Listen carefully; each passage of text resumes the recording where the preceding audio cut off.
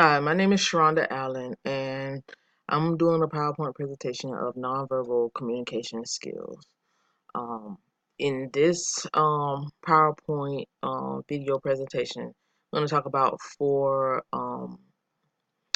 things that I found, slides that I picked to do. Nonverbal communication is um, is important because you can pretty much read someone's facial expressions like I just did with my facial expression just did with my eyebrows. Sometimes I can recognize when I'm making a not so good face. Um, sometimes I can't.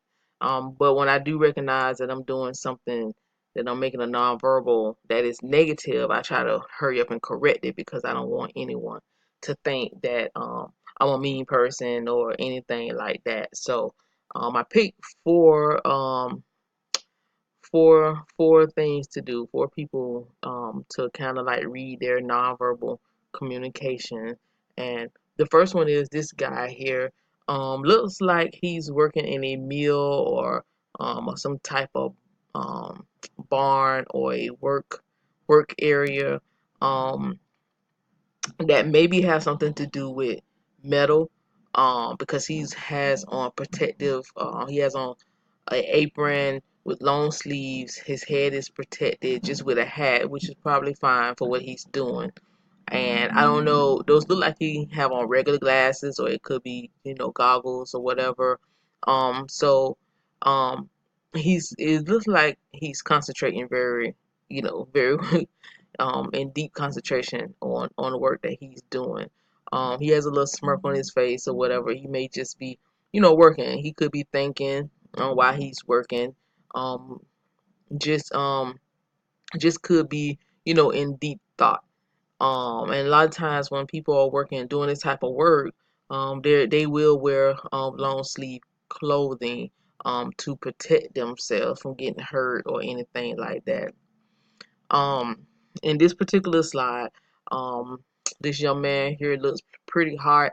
They look like they could be in Texas or somewhere. And it looks pretty hot there the way those trees look. Look like there's no rain coming no time soon. Um, it look like he's taking a break. From maybe cutting some wood or something that looks up. It appears to be an axe that is either resting against his leg or it could be stuck into the wood. He has some guys that are standing behind him, look like they're resting too, or just looking, observing. Um, and he himself is also protected. He could have on long sleeves, being that they're working outside. It's hot. He could be being protecting his skin, protecting himself also. That is one of the things that they would do to protect themselves. Maybe they didn't have sunscreen back then. I'm not sure, but would use, most times they would have on a hat working or have on long sleeve shirts, and he could be sweating. So he's taking the hat off to kind of like wipe the sweat off and to look at whatever he could be looking at that could be far away. Um, he could probably use some water at this time.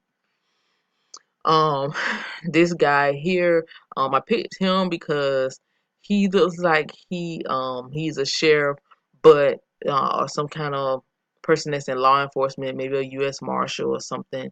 Like a well-to-do guy. Um, he looks like he could be a gentle person. Most of the time when they take work pictures for law enforcement or what, they usually don't smile. So, but he could be a person that is really gentle, even in the midst of maybe having to arrest someone or anything like that. He probably um he probably not liked by his counterparts because he's African American. He could, like I said, he's in some kind of law enforcement, maybe a U.S. Marshal or something. He's a well-to-do guy. He has on a double-breasted suit, maybe a timepiece, over there. So he's probably not very fond of by other people. And then um, he's his left eye is kind of raised, his eyebrows is kind of raised. A lot of times I think, when the eyebrow is raised, it's like, you know, they don't play the radio, as we will say. They won't play with you. They're gonna get the job done. They're gonna do what they need to do, and move, man, and move forward, move on. So again, these could be in the 1930s, 40s, or something like that. Maybe earlier. Um, I'm not sure when. Um, there was a black sheriff or a U.S. Marshal or whatever. It's going to come down to history, but I know it has to be in the early 30s or maybe late 30s, 40s, something like that. This young lady here, I believe her facial expression is saying that she's tired, but she's doing the best that she can to raise her kids. Look like she could be going to hang up some clothes. Maybe she just came from the house to go. Maybe she just washed clothes, so she's going to hang up some clothes on the clothesline, but taking a break, taking a breather. It's hot. I can tell it's hot because she's sweating a lot. And I'm sure, of course, back in those days, they didn't have an AC unit in their house. So, and that looks like that could be her house, that's behind her. It looked like it's a horse back there, but I'm not sure. Um, she looks like, she, she has on a dress, and most times that's what they wore anyway, dresses back then. And she her left shoulder, the left part of the dress, left shoulder is hanging off her shoulder, so the right side look like it has a clothespin in it to kind of hold it up so that it doesn't fall down off her shoulder as she's working or doing her daily routine. So I believe that she could use a cold glass of water also, and she could be in deep thought.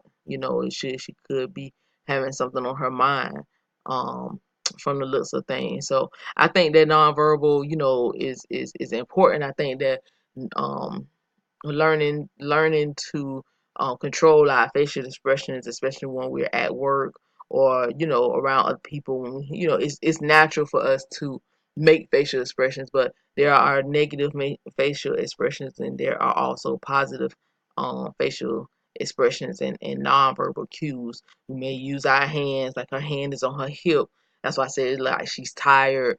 She's in deep thought, and she took a break from walking. So a lot of times, people use their hands to talk, their hands as a nonverbal.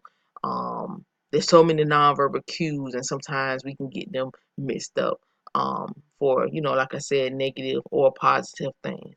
So this is my presentation, and I hope that you enjoyed it. Thank you.